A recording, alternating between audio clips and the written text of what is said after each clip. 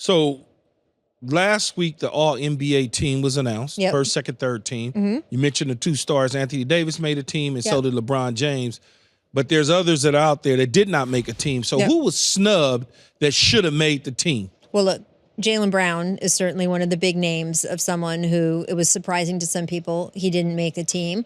The thing about All-NBA, though, that is interesting to remember, first of all, there was only 15 slots. It is who do you think are the best 15 players in the NBA. It has much less to do with team success than any other award we have, right? MVP is partly based on team success. Defensive Player of the Year, we partly think about team success. All-NBA is just how good is this guy? How good were his stats?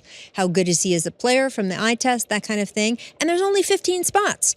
So with any of these guys, look, I voted for Paul George on my third team All-NBA. I think he should have made it when you look at his numbers next to some of the guys who made it. But he didn't because there's only 15 slots. So I just think that, yes, being snubbed from All-NBA is frustrating. Jaylen Brown talked about it being frustrating being snubbed from the second All-Defensive team that he thought he deserved to be on. Jaylen Brown was the leading runner-up, sort of. He was the next guy in to get an All-NBA slot, but he just got cut off right at the end there. So I think there will always be snubs, and Jaylen Brown has made up for it already with the Eastern Conference Finals MVP, and he could get the Finals MVP this year. If they play Dallas and they beat Dallas and he does a great job defending Luka and makes some of those shots like he did in the Pacers series, you give him the MVP. Who should have been on it, Keyshawn, that didn't? I think Tyrese Maxey personally should be on the third team, maybe. And then maybe Brunson in the first team instead of Jason Tatum. Who do you take off if you're putting Maxey in? Sabonis. Okay. But Sabonis had crazy double-doubles. He went crazy. I don't know.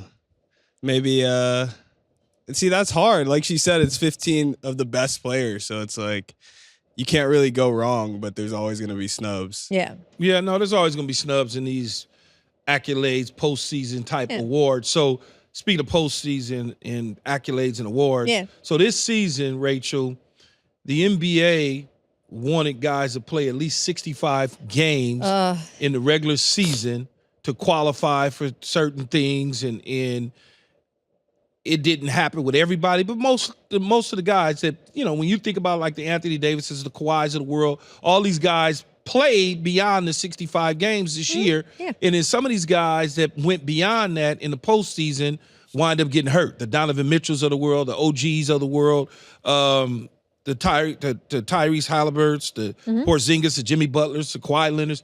Do you contribute any of that to a heavier load than they were used to in previous seasons? Well, look, first of all, it's too early in the morning for me to talk about this because I need a drink when I talk about this. I've been so frustrated.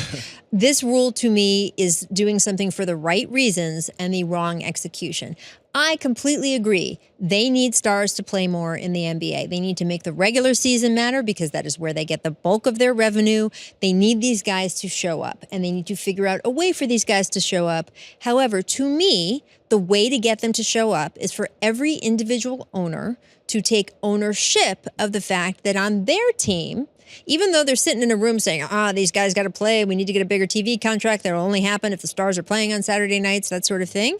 But in their own teams, in their own locker rooms, in their own franchises, the messaging they give is, man, save it for the playoffs. I want to win a title, right? I want to win a title. Until that changes, I don't see this larger problem changing. And yes, some guys played more games or more minutes this year. Like a few more games. But basketball. But more minutes has nothing to do with this rule, and that's something people keep pointing out. Oh, they played record number of minutes. Yeah, it has nothing to do with this rule. So that's ridiculous. And a guy like Anthony Davis gets such a bad rap because yes, he's had injury issues throughout his career, but he has played like 40 games a year. That is not true. Anyway, I'm glad that he stayed healthy all year long for the most part for us. He was phenomenal. There's no question. We absolutely hope you enjoyed this video. If you want more from us, hit that subscribe button for all videos, full episodes, and exclusive content from the show. And don't forget to find All Facts, No Breaks on Apple, Spotify, or wherever you get your podcasts.